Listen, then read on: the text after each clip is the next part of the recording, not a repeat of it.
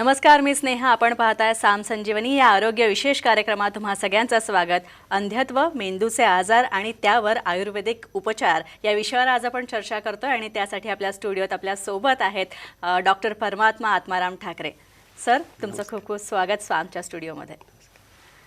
वैद्य परमात्मा आत्माराम ठाकरे हे विश्वमाय आयुर्वेदिक चिकित्सालयाचे आणि पंचकर्म तसं संशोधन केंद्राचे वाशिम इथले संस्थापक आहेत. ते केंद्र ते चालवतात आणि याच माध्यमातून गेल्या 11 वर्षांपासून आयुर्वेद सेवेत ते कार्यरत आहेत. कॉर्नियाची झीज होणे, कॉर्नियल अल्सर, पडद्यावर वारंवार सूज येणे, तसंच डोळ्यातून रक्तस्राव होणे, पडदा नसा सुकणे अशा डोळ्यांच्या दुर्धर आजारावर आयुर्वेदिक प्लांट स्टेम सेल थेरपी विशेष संशोधनातून डॉक्टरांनी यशस्वीरित्या अनेक रुग्ण बरे केलेले आहेत. तसंच डोळ्यांमधील पेशी, मज्जातंतू यांची नवीन उत्पत्ती करून डोळ्यांच्या दृष्टी जी आहे ती दृष्टी वाढवण्यासाठी त्यांनी या थेरपीचा विशेषत्वाने वापर केलेला आहे. तसंच त्याप्रमाणे लहान मुलांचे आजार आणि इतर अनेक विकार, तसंच स्त्रियांचे आजार, वाताचे आजार, मेंदूचे विकार, तोंडाचे, नाकाचे, कानाचे, घशाचे विकार, थायरॉइड, बीपी, कॅन्सर आणि किडनीचे विकार यासह अनेक आजारांच्या हजारो रुग्णांवर ते यशस्वीरित्या उपचार करतायत. तसंच विश्वमाय आयुर्वेदिक चिकित्सालय हे त्यांचं महाराष्ट्रातील एकमेव असं आयुर्वेदिक चिकित्सालय आहे जिथे डोळ्यांच्या आजारांवर आयुर्वेदिक प्लांट स्टेम सेल थेरपीद्वारे उपचार केले जातात. चला तर मग आपण ही चर्चेला सुरुवात करूया. डॉक्टर, पुन्हा एकदा स्वागत. खरं तर मेंदूचं महत्त्व काय असतं? आपण या विकाराविषयी तर बोलणारच आहोत, त्याच्या पण महत्त्व एकूण काय असतं? आता कसं आहे, महत्त्व म्हटलं की मुख्य भाग येतो आणि मुख्य भाग म्हटलं की त्याच्या आजूबाजूला सगळं कार्य चालत असतं. तसं सेंटर म्हणूया आपण. तर मेंदूचे जे आजार जेव्हा उत्पन्न होतात किंवा निर्मिती होते त्याच्या लगेच होत नाहीत. असे बरेच कारणं आहेत. ते एक कारण जवळ येतं आणि मोठे मेंदूचे आजार नंतर होतात. उदाहरणार्थ, मेंदूचा विकार जेव्हा होतो त्याच्यात असे बरेच कारणं आहेत, परंतु आता जे जनरली आपल्याला जास्त प्रमाणात दिसत आहेत तेच आपण थोडक्यात सांगूया. म्हणजे आता बऱ्याच लोकांना डोकंदुखी असते. आता डोकं दुखणं हे अर्ध असू शकतं किंवा पूर्ण असू शकतं. त्याला मायग्रेन म्हणतो आपण, किंवा आयुर्वेदामध्ये अर्धशिशी असं त्याचं नाव आहे. तर या डोकं दुखण्याचे कारणं भरपूर आहेत, पण दुखतं कुठं? डोकं दुखतं.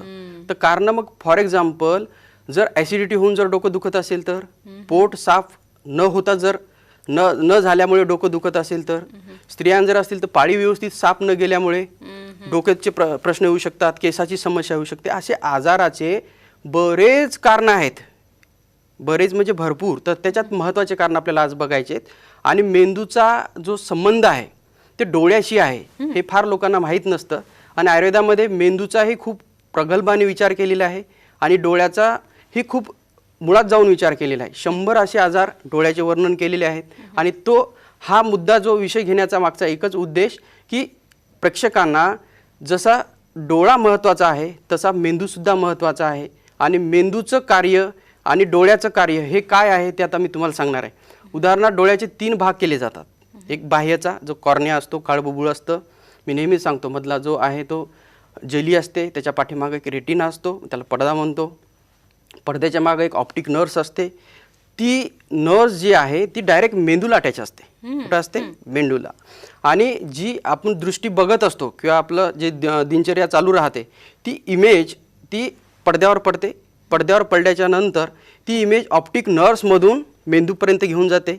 आणि त्या मेंदूचं जर स्वास्थ्य जर चांगलं असेल तर दृष्टी चांगली राहते, निर्णय घेण्याची क्षमता चांगली राहते आणि आयुष्यभर जी दृष्टी आपल्यासोबत जेवढं वय दिलं तेवढं सोबत राहते. पूर्वीच्या लोकांना, बऱ्याच लोकांना जी दृष्टी होती ती आखरीपर्यंत चालायची.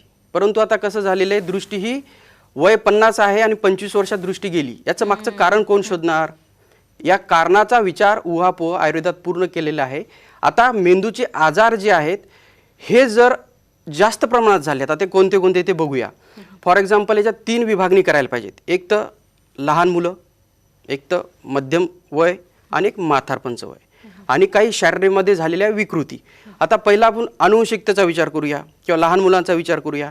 जेव्हा आईच्या पोटात बाळ असतं तेव्हापासून हा विचार करणं गरजेचं आहे. मेंदू स्वस्थ राहण्यासाठी आईच्या पोटात बाळ जे आहे त्याचं नरिशमेंट, त्याचं पोषण हे फार व्यवस्थित व्हायला पाहिजे. ते जर कुठं विकृती असेल किंवा बीजदोष असतील तर त्या मेंदूची जी डेव्हलपमेंट आहे, आता आयुर्वेदामध्ये द्वितीय हस्तपाद शीर्षा पंचपिंडका असा एक दुसऱ्या महिन्यामध्ये हात, पाय, डोळे, डोकं असं उत्पन्न होतं, असं दुसऱ्या महिन्यात आईच्या पोटात सांगितले. जर त्या स्त्रीचं पहिलं स्वास्थ्य जर व्यवस्थित नसेल तर त्या बाळाचं पोषण होणार का? नाही होणार. मग तिथनं ही अनुवंशिक आजाराची उत्पत्ती व्हायला लागते. बऱ्याच मुलांना, छोट्या मुलांना डोळ्याच्या काय पार्टमध्ये म्हणजे ऑप्टिक नर्वचं प्रॉपर डेव्हलप नाही झाली आहे, ब्रेनचा काय भाग डेव्हलप नाही झाला आहे किंवा ब्रेनच्या रिलेटेड जो डोक्याचा आकार दिलेला आहे तो शेप चेंज आहे किंवा छोटा आहे, कोणाचा मोठा आहे किंवा त्या डोक्यामध्ये असं वेडेवाकडेपणा आलेला आहे.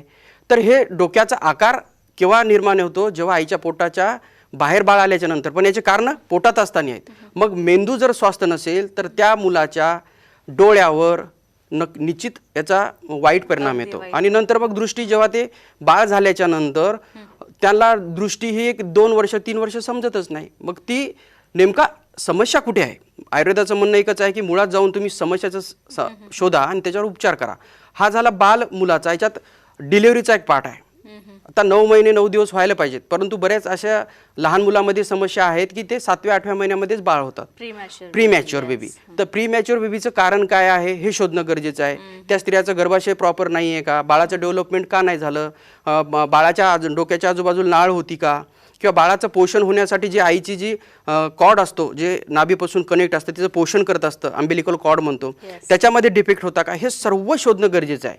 तर जेवढे कारणं आहेत तेवढे त्याचे उत्तर आहेत आणि त्याचे बेसिक उत्तरं आहेत. तर ते आयुर्वेदामध्ये बेस्ट आहे. आता एक मध्यम आकाराचा पाठ पकडूया.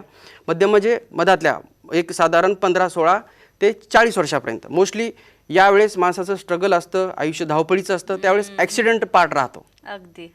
तर ॲक्सिडेंटचा पार्ट झाल्याच्या नंतर ॲक्सिडेंटल काही अशा केसेस आहेत मॅडम की ज्यांना ऑपरेशन करूनही त्याचं समाधान नाही आहे. मग ॲक्सिडेंट 2 पद्धतीचे आहेत.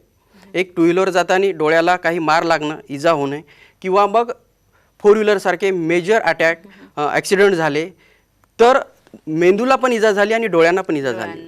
मग हे ॲक्सिडेंट कसं आहे आणि त्या ॲक्सिडेंटमध्ये नेमकं डोळ्याचा पार्ट कोणता डॅमेज झाला, मेंदूचा पार्ट कोणता डॅमेज झाला, याच्यावर डोळ्याच्या समस्या पुढे निर्माण झाल्या आहेत. बरेच लोकांनी ऑपरेशनसुद्धा केलेत. नंतर त्याचे काय रेटिना फाटला, कोणाचा टियर झाला किंवा कोणाला छेद गेला किंवा पडदा सुटला, असे आजार भरपूर आहेत, ते पुढे सांगणार आहे. परंतु ते टिश्यू चांगले बनवणं हे स्टेम सेल थेरपीचं खूप बेस्ट काम आमचे आहे आणि त्याच्यातून रुग्णांना नजर ही पुढची लॉंग लाईफ ठेवणं पण तेवढीच गरजेची आहे. आता याच्यामध्ये एक शारीरिक विकृतीचा पाठ पकडूया. आता शारीरिक विकृती म्हणजे कसं आहे? आता खाणं पिणं वागणं सगळं व्यवस्थित आहे, परंतु शारीरिक विकृती कुठनं येतात? जेव्हा खाणं पिणं वागणं याच्यामध्ये बिघाड आल्याच्या नंतर. बिघाड म्हणजे कसं होतं? समजा एखाद्या व्यक्तीची पित्त प्रकृती आहे, वात प्रकृती आहे, कफ प्रकृती आहे, अशा 3 प्रकृती आयुर्वेदाने सांगितल्या, त्याला त्रिदोष म्हणतात. या त्रिदोषामध्ये काही बिघाड झाला, कफामध्ये झाला, पित्तामध्ये झाला किंवा वातामध्ये, त्यानुसार आजाराची उत्पत्ती ही शरीरामध्ये येते. हे दोष जे आहे विकृत झाल्याच्या नंतर बरेच असे कारण आहेत की तिथे येऊन साठतात आणि नंतर त्या मेंदूचं पोषण हे प्रॉपर होत नाही. आता रस धातू हा मेंदूला आणि हृदयाला पोषण करत असतं. रक्तधातू हृदयाचं पोषण करत असतं आणि मेंदूलाही पोषण करत असतं. जर आहार पाचून जर त्याच्यात रस आणि रक्तधातू जर चांगला नाही झाला तर बरेच असे आजार आहेत की मेंदूच्या संदर्भाने पुढे उत्पन्न होतात. मग उदाहरणार्थ कसे आजार होतात? पार्किन्सन्स. आता बऱ्याच लोकांना आहे की म्हाताऱ्या लोकांना हा मोस्टली आजार दिसतो. मग याच्यात काय होतं? एज रिलेटेड, जसं उतार वय लागलं की मग असे वयोमानानुसार हात हालणे किंवा बोलताना जीभ कापणे किंवा शब्द अडखळत न येणे किंवा तोत्र बोलणे किंवा विसरभोळेपणा होणे, असे पार्किन्सनचे डिसीज बरेच उत्पन्न झालेले आहेत. मग या केसेसमध्ये त्या मेंदूचं पोषण होत नाही. मेंदूचं पोषण नाही झालं की त्या डोळ्याचंही पोषण होत नाही. जिथं मी सांगितलं की ऑप्टिक नर्वचा जो 3रा पार्ट आहे तो अटॅच मेंदूला असल्यामुळे तिथं सूज येणे किंवा तिथं ब्लिडिंग होणे किंवा ते सुकणे. आता सर्वसाधारण भाषेमध्ये डोळ्याच्या रक्तवाहिन्या सुकल्यात, सूज आली अशी भाषा वापरतात, परंतु सुकण्याचे कारणं भरपूर आहेत आणि कारणं जर एकदा लक्षात आले तर मग बरेच असे आजारावर आपल्याला उपचारही सुद्धा करता येतात. डिमेन्शिया आहे, अल्झायमर सारखे आजार आहेत. आता हे मानसिक विकृतीचे आजार आहेत. बरेच लोक चिडचिड करणं, रागवणं, वारंवार नको आहे त्या गोष्टीचा जास्त बघणं, नको आहे त्या गोष्टीचं वाचन असू द्या किंवा जास्त TV बघणं असू द्या, याचा सगळा परिणाम जो आहे तो मेंदूवर डोळ्याच्या पडद्यावर आणि मेंदूच्या रक्तवाहिन्यावर. आता मेंदू हा मी एक साधं उदाहरण सांगतो की एक मोठा समुद्र आहे. काय आहे? समुद्र आहे. आणि त्या समुद्रामध्ये बरेचसे असे जीव प्राणी आहेत. तर सेरिब्रल सांगितलेलं आहे की सेरिब्रल पाल्सी हा एक आजार त्याच्यात वर्णन करून ठेवला. असे आजार बरेच आहेत, आपण ते पुढे बघूच. आणि एक रुग्णाची अशीच पार्किन्सनची एक प्रतिक्रिया आहे, ते माझ्याकडे आले होते, ते बघूच आपण. बघूया. मी अरविंद माधवराव मापारी, देऊळगाव राजा. मला श्री परमेश्वर डॉक्टरांचा पत्ता टी व्हीवर मिळाला. त्यानुसार मी वाशिमला आलो आणि त्यांची ट्रीटमेंट सुरू केली. ट्रीटमेंटला जवळजवळ 1.25 महिना झाला. या ट्रीटमेंटमध्ये मला जवळजवळ 70% गुण आला. त्यात डोक्यातील कोंडा, हाताचा गळ्याचा कंप, त्यानंतर डोळ्यामध्ये मला चष्मा लावून सुद्धा खालची टी व्हीवरली ओळ वाचता येत नव्हती. पण आता त्यांच्या औषधीमुळे मला इतका फरक पडला की मी चष्मा काढून खालची ओळ वाचू शकतो. वर्तमानपत्रातीलही बारीक अक्षर वाचू शकतो. एवढा मला त्यांच्या औषधीमुळे गुण आला. खरोखर त्यांच्या रूपाने त्यांच्या नावासारखेच परमेश्वरच मला मिळाले. धन्यवाद. तर आपण पाहिलं की डॉक्टरांकडे आयुर्वेदिक स्टेम सेल थेरपीच्या कशा प्रकारे मेंदूचे विकार आणि डोळ्यांचे आजार या सगळ्यावर उपचार पद्धती केल्या जातात. यानंतर आणखीनही प्रश्न आहेत, ते सुद्धा घेणार आहोत आणि डॉक्टर त्याची सुद्धा उत्तरं देणार आहेत. मात्र त्याआधी एक छोटासा ब्रेक.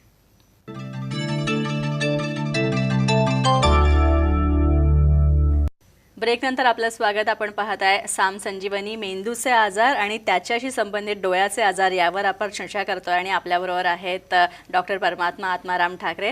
डॉक्टर, खरं तर मेंदूच्या आजारांविषयी आणि त्याच्याशी संबंधित असणाऱ्या आणखी पुढच्या डोळ्यांच्या आजारांविषयी आपण बोलत होतो, तर त्याबद्दल आणखी काय सांगाल? ह्याच्यामध्ये आता एक महत्त्वाचं मेंदूचा आजाराचं आपण का बोलत होतो, मेंदूचं महत्त्व पण आपण सांगितलं आहे. परंतु मेंदूचे काही असे आजार आहेत की आता जे जनरली बीपी, शुगर, बीपी वाढल्यामुळे ब्रेनवर स्ट्रोक बसणे किंवा 180, 220 पर्यंत अशी बीपी वाढते आणि मेंदूच्या रक्तवाहिन्या झिजायला लागतात. रक्तपुरवठा तिथे होत नाही किंवा सूज यायला लागते. रक्तपुरवठा न झाल्यामुळे रक्तवाहिन्या सुकायला सुद्धा लागतात. तर त्याला न्यूरॉन्स जे आहेत, रक्तवाहिन्या आहेत, त्याला झिजणे किंवा त्या रक्तवाहिन्याची झीज होऊन तिथे पातळ होणे आणि पातळ झाल्याच्या नंतर तिथं ब्लिडिंग व्हायला लागतं. मग त्या ब्लिडिंगचं क्लॉट्स व्हायला लागतात, रक्ताच्या गाठी निर्माण व्हायला लागतात.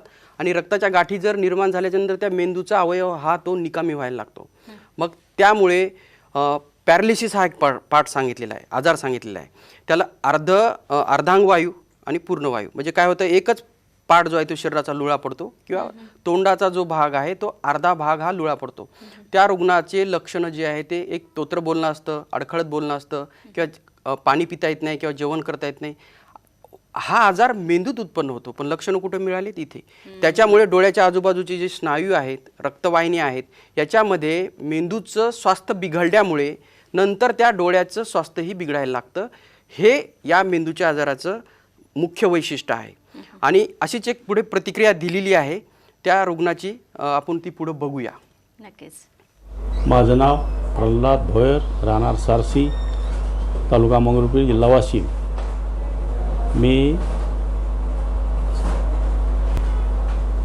मला 20 वर्षापासून अंगात मुंग्या येणे, अर्धं डोकं दुखणे, डोळा दुखणे, कान दुखणे हा त्रास होता. इतर ठिकाणी उपचार घेऊन मला आराम पडला नाही. नंतर मी डॉक्टर परमात्मा ठाकरे यांच्याकडे आलो. 7 दिवसापासून उपचार चालू आहेत. 7 दिवसानंतर मुंग्याचा आणि डोक्याचा 50% फरक पडला. माझी दृष्टी 7 दिवसाने 50% वाढली, केवळ 7 दिवसाच्या उपचार. नक्कीच डॉक्टर, पण जेव्हा डोळ्यांच्या आजारांची किंवा मेंदूच्या विकारांची काही म्हणजे एखाद्या काही अपघाती कारणं जेव्हा असतात डोळ्यांच्या विकारांची, तेव्हा अपघातामध्ये बराच आघात होतो आणि त्याच्यामुळे आपल्या डोळ्यांच्या नसा किंवा मेंदूच्या नसा डॅमेज होतात. तर त्यावर कशा प्रकारे स्टेम सेल थेरपी काम काम करते? करतं. आता ॲक्सिडेंट कशा स्वरूपाचा झाला हे फार महत्त्वाचं आहे. जर डीप मेजर झाला तर ब्रेनचा जो इंटरनल, मी जसं सांगितलं, मेंदू हा समुद्रासारखा आहे, त्याच्यात लिक्विड आहे, त्याच्यामध्ये बरेचसे प्राणी आहेत छोटे छोटे, आणि ते जर मेजर ॲक्सिडेंट झाला तर सेरिबल फ्लूइड ते मेंदूच्या बाहेर येतं आणि डायरेक्ट मृत्यू होतो. काय होतो? परंतु तो मेजर ॲक्सिडेंट झाला असेल तर. पण पहिल्या आणि दुसऱ्या स्टेजचा जर ॲक्सिडेंट झाला असेल तर त्यावेळेस काही डोळ्याला इजा होते, काही कानाच्या ठिकाणी इजा होते, काही समोरचा मेंदूवर इजा होते, काही मागच्या किंवा साईडला, असे बरेच 4-5 पार्ट सांगितलेले आहेत, तिथे इजा होते. जो पार्ट डॅमेज झाला आहे त्या डॅमेज झालेल्या पार्टला आयुर्वेदात स्टेम सेल थेरपी जी आहे ती नवीन टिश्यू किंवा नवीन न्यूरॉन्स सेल्स हे उत्पन्न करण्याचं कार्य हे खूप लवकर होतं. आणि जो पार्ट डॅमेज झालेला आहे त्या पार्टला नवीन जिवंत पेशी, मज्जातंतू याची निर्मिती झाल्यामुळे त्याचं कार्य प्राकृत होतं. उदाहरणार्थ, जर ऑप्टिक नर्व्स जी आहे ती सुकत चालली असेल किंवा तिची झीज होत असेल तर या कंडिशनमध्ये स्टेम सेल थेरपी त्या नसेचं पहिले सुकणं थांबवतं, आणि सुकणं थांबवल्याच्यानंतर त्या रुग्णाची दृष्टी जेवढी आहे तेवढी आपल्याला थांबवणं गरजेचं असते, आणि ती थांबली तर पुढची वाढवू सुद्धा शकतो. अन्यथा ती व्हिजन हळूहळू परत कमी होते. तर हे आमच्या स्टेम सेल थेरपीचं वैशिष्ट्य आहे. आता रेटिना आहे, ऑप्टिक नर्व्स आहे, डोळा असंख्य पेशीने बनलेला आहे, सेल्सनं बनलेला आहे, न्यूरॉन्सनं बनलेला आहे.